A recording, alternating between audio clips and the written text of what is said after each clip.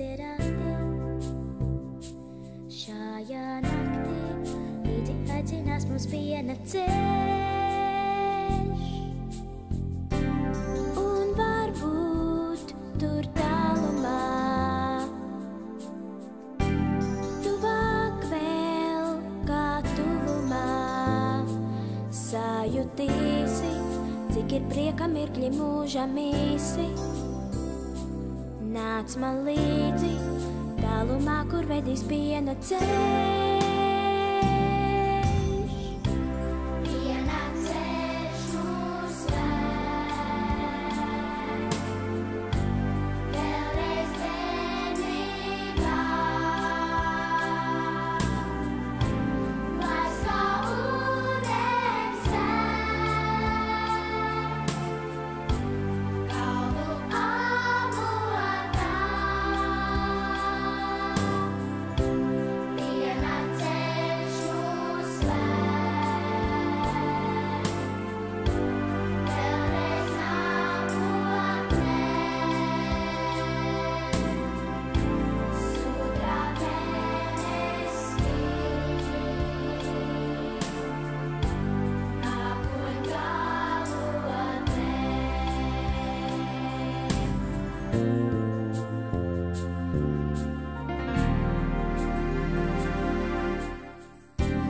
Ieklausies tai valodā, kurā vējš mūs uzrunā.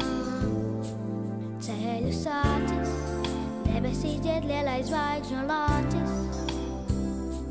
Nāc man līdzi, tālumā, kur vedīs piena ceļš.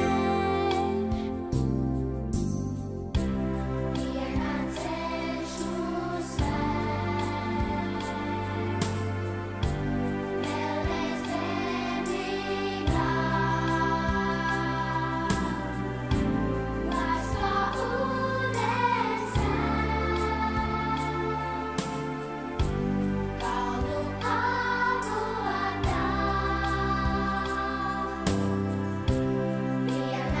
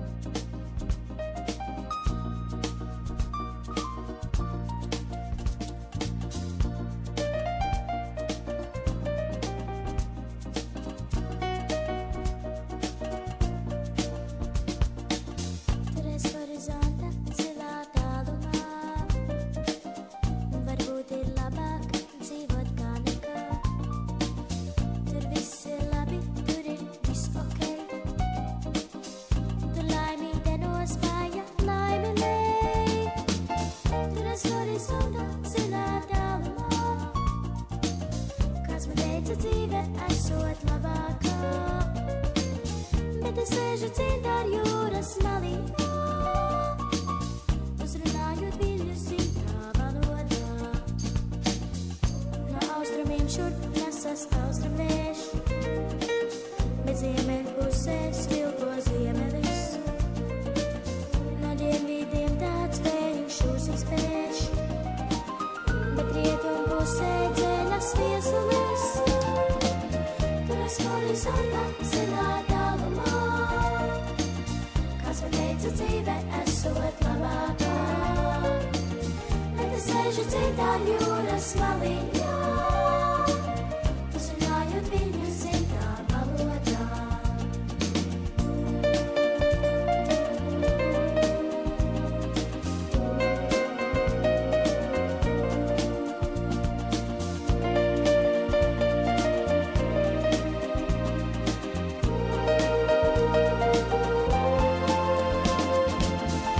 Horizontā zilā tālumā, kāds man teica dzīve esot labākā. Bet es sēžu citā jūras maliņā, uzrunājot viņu zimtā valodā. Turos horizontā zilā tālumā, kāds man teica dzīve esot labākā. Bet es sēžu citā jūras maliņā,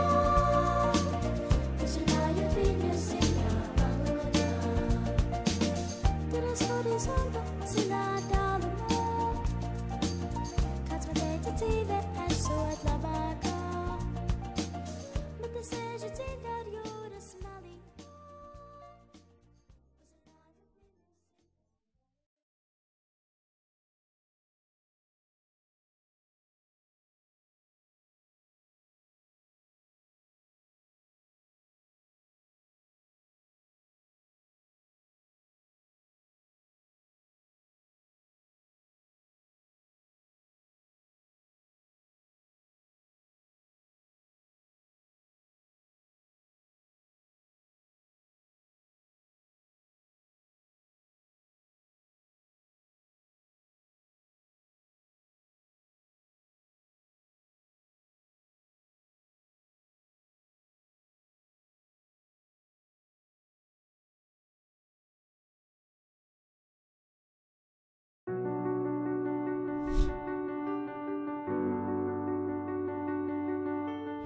Reiz braucam pakaļ manām meitām uz skolu. Mājai ir 10 gadi, Nikitai 6. Abas dzimušas Anglijā. Latviski, diemžēl, mēs nerunājam. How was your day? Really good. Really good. How was your day, Maya? Good. We did maths in the morning. So you I got a need new a book? new maths book, but I don't know if I got a new one. Linda ir mamma etniski jauktā ģimenē. Viņas divu meitu tēvs ir anglis. Ģimenes ikdienas valoda ir angļu, draugi angļi. Bērni prot latviski vien dažus vārdus. Tamdēļ īpašas ir trešdien pēcpusdienas, kad pēc parastās skolas var mērot ceļu uz reizi 2 nedēļās notiekošajām latviešu skoliņas nodarbībām. Skaista mana tavu zeme par visām zemetēm augsti kalni, plaši lauki, zilis jūras ūdentiņš. Latviešu emigrantu arvien pieaugošā tendence veidot etniski jauktās ģimenes Lielbritānijā ir liels izaicinājums Latvijai. Lindas abām meitām ir Lielbritānijas un Latvijas pilsonības, taču šobrīd tie ir tikai tukši cipari, kas uzlabo Latvijas nožēlojamo demografisko statistiku. Daudzos gadījumos dubultpilsonība patiesībā ir bez latviskās identitātes satura.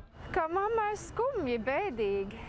Man jau jāsaka, sirdsāp nedaudz, ka bērni maz nerunā, bet pašas vaiņi jau vien ir, vajadzēja vairāk piespiesties.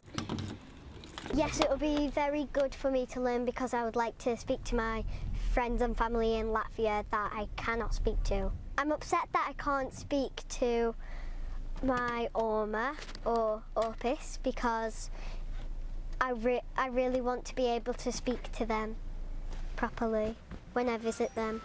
Girls, are you ready? Go to Latvian school and some Latvian? Yeah. Yes? Yeah. Mācīsimies latviski, ja? Jā. Hello. Apjaušot, ka Anglijas piejūras pilsētā Sautportā, kur dzīvo aptuveni 600 citu latviešu emigrantu, tādas kā viņas ģimene nav vienīgā un angliskojas arī Latvijā dzimušie bērni, Linda nolēma rīkoties un pirms 3 mēnešiem nodibināja Sautportas latviešu skoliņu. Tā ir pati jaunākā starp visām 20 latviešu skoliņām Lielbritānijā. Pēdējā laikā te ir tik daudz latviešu ģimenes, man liekas, viņam visām pietrūks kaut kas no mājām.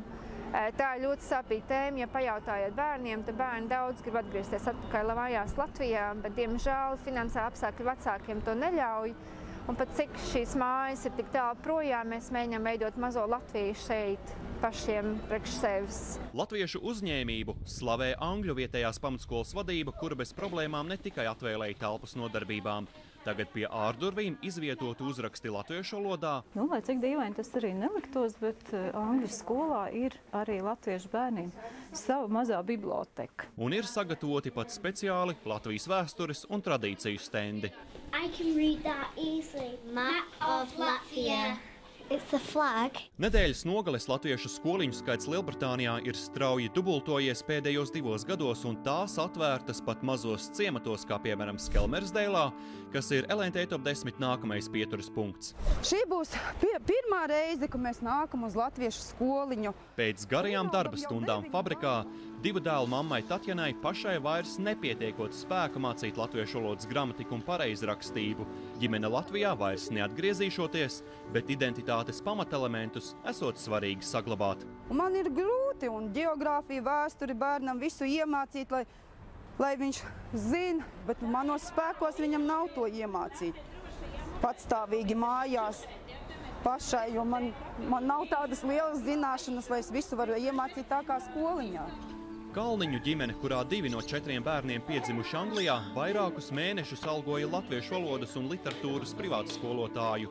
Drīz vien viņu, piemēram, sekojušas arī citas emigrantu ģimenes, un pieprasījums pēc latviešu valodas stundām Skelmersdeilā bijis tik liels, ka ciematā nolemts veidot latviešu skoliņu. Bērni nepareizi sāk runāt latviski, un tas dažbrīd liekas jocīgi, kad it kā mēs esam latvieši, ja, un mājās latviski runājam, bet bērni nevar izteikties latviešu valodā, viņiem trūkst vārdu krājums.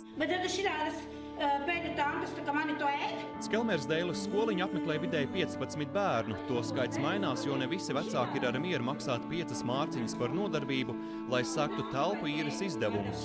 Latvijas finansējumu šī skoliņa nesaņēma, jo naudas dalīšanas brīdī nebija darbojusies pietiekami ilgi.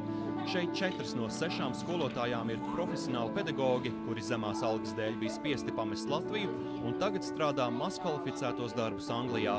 Piemēram, Antra 16 gadus strādāja Latvijā par latviešu valodas un literatūras skolotāju, bet tagad noliktavā Anglijā.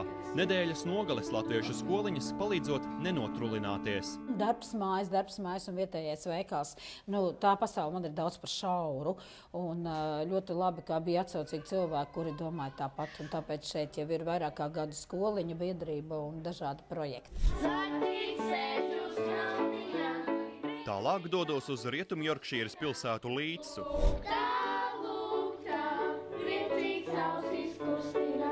8 mēnešu laikā skoliņa Līdsā ap sevi apaudzējusi vienu no apjomīgākajām latviešu biedrībām ārpus Londonas. Tagad te ir arī deju un gleznošanas nodarbības, valodu kursi, basketbola komanda un emigranti radījuši pat latviešu teātri. Savukārt bēbīšu piedzimšanas bums Anglijā licis šeit Līdzā atvērt arī latviešu māmiņu un bēbīšu klubu. Sūt prom. Andrijs, kurš dzimis Līdzā, šobrīd angliski nerunā. Ap puiku ģimenē uzcelts tik augsts latviskais žoks, lai viņa pirmā valoda būtu latviešu. Ļoti negribās pazaudēt to latviešu valodu, jo ir novērots, ka bērni, kas aiziet šeit angļu dārziņā vai skolā, praktiski nerunā vai arī ļoti maz runā latviski. Jo vecāki ir noguruši pēc darbiem, viņi nespēja tik daudz ar viņiem nodarboties. Andrija māma tagad pieteikusies vadīt latviešu valodas nodarbības Līdzes skoliņā. Visi sēžas pie galda. Vēl pirms 2 gadiem nedēļas nogales latviešu skoliņas bija vien kā pašdarbnieku pulciņi. Ābeces tika zīmētas ar rokām, uzdevumi pašu izgudroti vai kaut kur internetā atrasti. Viesojoties Anglijā, tas šokēja toreizējo izglītības ministru Robertu Ķīli, un kopš tā laika ik viena jaunatvērtā latviešu diasporas skoliņa pasaulē saņem pamatīgas pakas ar mācību grāmatām un metodiskiem materiāliem. Tu vari vēl tālāk pavilkt arī tādu pašu vilnību. Pērn Latvija pirmo reizi sākus atbalstīt arī finansiāli. 68 000 eiro sadalīti 36 diasporas skoliņām pasaulē. Lai arī tieši Lielbritānijā ir vislielākā latviešu koncentrācija ārzemēs, šeit tika novirzīti vien nepilni 12 000 eiro un arī tikai 7 skoliņām. LNT top 10 uzrunātās sauc naudas sadali par lielāko netaisnību. Naudu varēja saņemt tikai tās skoliņas, kas bija darbojušās vismaz 6 mēnešus. Lai novērstu skolu mākslīgu veidošanu tikai finansējuma dēļ, šogad naudas saņemšanai ieviesti vēl stingrāki noteikumi, jābūt strādājušām 1 gadu. Skoliņai līdzsā nauda gāja garām pērn un paliks bez šā arī šogad. No Anglijas mēs esam saņēmuši gan projekts rakstījuši, gan saņēmuši naudu. Viņi mums uzticās vairāk kā Latvija, lai cik tas bēdīgi arī nebūtu. Bet tā tas diemžēl ir, un mēs būtu ļoti priecīgi, ja tiktu atrisināts jautājums par pedagogiem, vismaz ceļnaudas atmaksāšanu, jo pedagogi strādā brīvprātīgi, labprātīgi. Lai mācītu bērnus šajā skoliņā, es braucu pavisam no citas pilsētas. Visus ceļa izdevumus es sedzu pati, un naudu nevienam atpakaļ neprasu. Patreiz mums nav stabilitāte, ka mums kā noturēt pedagogus, lai viņi nāktu un strādātu šeit, jo ja nav pedagogi, tad arī nebūs skola. Diasporas skola sauc arī par neiespējamu pildīt reemigrācijas plānā Latvijas politiķu izvirzīto pienākumu sagatavot bērnus tādā līmenī, lai viņi pēc atgriešanās Latvijā varētu veiksmīgi integrēties Latvijas izglītības sistēmā. Tīra laika ziņā nav iespējams bērniem iedot tik ļoti lielu, pamatīgu gramatikas zināšanu bāzi, kas būtu vajadzīga kaut vai nokārtojot 3., 6. vai klases ieskaita vai 9. klases eksāmeni, par vidusskolas eksāmeni nerunājot. Šeit bērni latviešu valodu mācās kā svešu valodu, diemžēl. Bērnu dēļ mēs paliekam šeit, jo negribās pakļaut viņus tādam stresam, ka viņiem viss būtu jāmācās latviešu valodā, visi specifiskie termini, kā piemēram geogrāfijā, bioloģijā, fizikā, matemātikā, visās mācībās. Principā viņiem būtu viss jāsāk no sākuma. Neviena ģimene koferus tāpat nekrāmēšot, kamēr Latvijā nebūs pacelta minimālā alga vismaz līdz 500 eiro un ieviesta draudzīgāka nodokļu politika ģimenēm ar bērniem. Bažas man ir par to, ka tomēr nevarēs tur izdzīvot, kad nekas jau laikam labāks tur nav palicis, jo pat pagājušo nedēļu man māsai vīrs atbrauc atpakaļ, man māsa atgriežās no Latvijas pēc 2 gadu dzīvošanas tur. Tas, protams, ir ļoti skumji, ja mēs visi gribētu būt Latvijā un strādāt muguras neatliekuši. Latvijai ir traģiski zaudēt savus tautiešus, bet atalgojums ļoti maz. Ģimenēm ir ļoti grūti izdzīvot. Mēs noteikti neatgriezīsimies, kamēr bērni nepabeigs skolas. Dievs svētī Latviju, mūsu draugu teviju. Svētī jau Latviju, ak svētī jau to. Kāda ir tava labākā vēlēšanās braukt uz Latviju? Jūs gribētu kādreiz visi atgriezties Latvijā? Jā! Uldis Āboliņš, speciāli LNT no Lielbritānijas.